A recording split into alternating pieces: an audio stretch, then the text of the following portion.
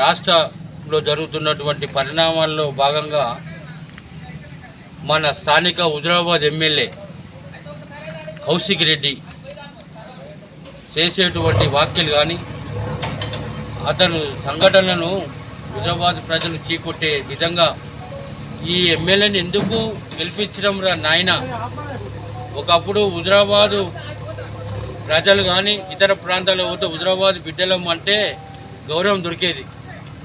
గత 8 నెలలకెళ్ళి ఎమ్మెల్యేగా గెలిచిన నాటి నుంచి ఎక్కడైనా పోయి హుజురాబాద్ మా ఎమ్మెల్యే అని పేరు చెప్తే మమ్మల్ని ప్రజలను ఈ ప్రాంత ప్రజలను చిత్కారం కొట్టించి ఒక బ్లాక్ మెయిలర్ చీటర్ మీ ఎమ్మెల్యే మనుషుల ఊరు అలా ఆ హుజురాబాద్ కాన్స్టిట్యున్సీ అనే స్థాయికి దిగజారిపోయింది.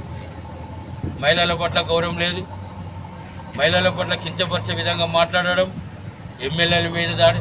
అసలు ఈ ఎమ్మెల్యేలను పార్టీ మార్చే కార్యక్రమం బీఆర్ఎస్ పార్టీ మీ కేసీఆర్ తోటే కదా. నీకు 19లో దాదాపు 83 మంది ఎమ్మెల్యేలు ఉన్నా కూడా దిగజారి 3 నెలల దాకా క్యాబినెట్ విస్తరించకుండా మరి మా కాంగ్రెస్ ఎమ్మెల్యేను కొనుక్కుంటూ దాడి అయింది. ఇప్పుడే చెప్పు దెబ్బల పాలైంది. మా మహిళా కాంగ్రెస్లు చెప్పులు పట్టుకొని మరి అన్నీ తిరుగుతున్నారు. మరి మహిళల పట్ల గౌరవం లేకుండా ఒక మహిళ చీర పట్టుకొని గాజులు పట్టుకొని అంటే అదే చీర వేసుకున్న నీ భార్యను, అదే గాజులు వేసుకున్న నీ బిడ్డను ఈ ప్రాంత ప్రజలను ఓట్లు అడిగి మరి మేము ఓట్లు లేకుండా చచ్చిపోతామని చెప్పి మోసం చేసిన ఘనత నీ నీచ సంస్కృతి కాదా?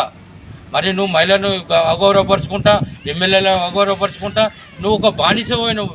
కేసీఆర్ బానిస తయారైనవు, కేసీఆర్ పాలేరుగా తయారైన సిగ్గుమానం హుజురాబాద్ కాన్స్టిట్యున్సీ మా రెడ్డి జాతి మొత్తానికి నాశనం చేస్తున్నావు. ఎందుకంటే టీఆర్ జైల్లోకి వెళ్ళి కవితమ్మ జైలుకి వెళ్ళి రిలీజ్ అయితే ఆమె ఇడిచిన బట్టల బ్యాగ్ పట్టుకొని వచ్చింది చూసిగా టీవీలలో.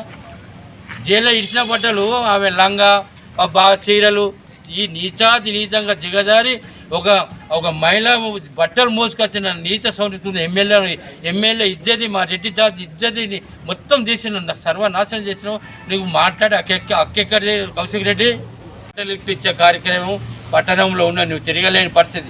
హుజురాబాద్ ప్రాంతంలో కూడా నువ్వు ఎందుకు గెలిపించినావు రా?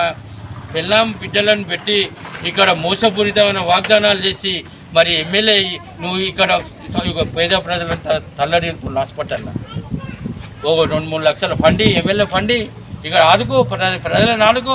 హాస్పిటల్లో ప్రైవేట్ హాస్పిటల్లో వందలాది మంది బెడ్లు దొరకక ఒక రోగాల పచ్చాడు ఉంటే నువ్వు ఆడ కేసీఆర్ ఫామ్ హౌస్లో వాడు ఇది గుమ్మస్తా పని కాదు, పాలేరు పని కాదు, వాడు పాయకాలు కడుగుతున్నట్టున్నది నీ బతుకంతా చూస్తే.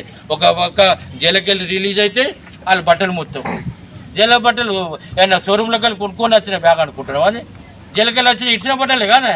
కవితమ్మ ఇచ్చిన బట్టలు బ్యాగ్ పట్టుకొని ఎయిర్పోర్ట్లో అందరి ముంగట సోపుట తీసుకుంటూ వచ్చుకుంటా మాకు హుజురాబాద్ కాన్స్టిట్యున్సీ ప్రజలను మొత్తం చెప్పుకునే ఇజ్జత్ తీసిపడేసినావు. కాబట్టి ఇక్కడ నుంచి మార్చుకో, ఒక ఎమ్మెల్యే గౌరవాన్ని కాపాడుకో. నీకు రాజకీయంగా లబ్ధి పొంది పార్టీ ఏదో ఇచ్చినావు, మా కాంగ్రెస్ పార్టీని మోసం చేసి కాంగ్రెస్ పార్టీ వీఫా మీద నిలబడి ఓడిపోయి కాంగ్రెస్ పార్టీని చీట్ చేసి నువ్వు పార్టీ మారి నువ్వు మళ్ళీ పార్టీ మారే హక్కుల గురించి మాట్లాడితే సిగ్గు అనిపిస్తుంది. ఆ సిగ్గు కన్నా సిగ్గే బాధపడుతుంది. అరే ఇంత